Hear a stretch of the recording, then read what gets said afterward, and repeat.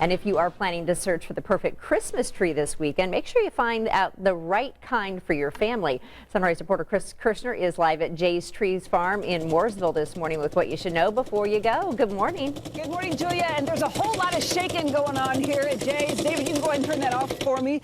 This is David Jay, and we're doing this. This is part of the process, kind of shaking the needles off before folks take it home. Don't want it too messy. But there's some other important things you need to know, whether you're getting from a tree farm or from a lot, and part of it is the cut. Let's talk a little bit about that. Right.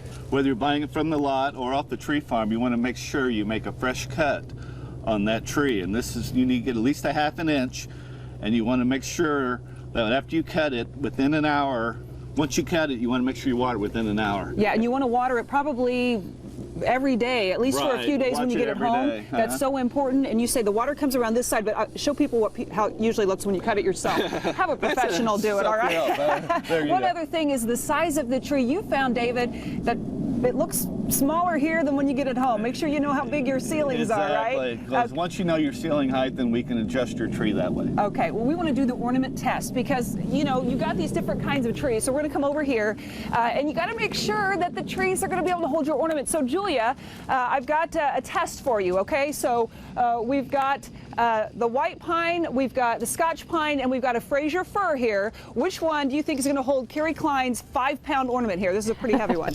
I hope it's not really a 5-pound ornament. No, but it's heavy. Maybe the white pine? So you're going to go with... I'm horrible at this. This one. This is the first one, right? This is the white pine. It's pretty soft, Julia. I don't know. So we're going to try it. I'm going to give you as much as I can. So I don't know. It holds it, but it's kind of tilting a little bit here. I actually think the best one for this is the Scotch. I think we kind of tested this out a little bit, but again, Carrie's ornament, you really got to tie it around here.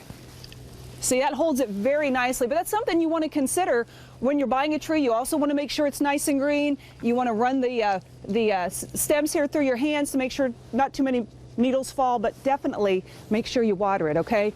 Carrie Klein, I hope you have something a little bit lighter than that for your trees as well. So, Julia, there you go. All right, some great advice, and I know a lot of people will be out doing that this weekend, Chris, so great timing on that. Yeah. Thanks a lot.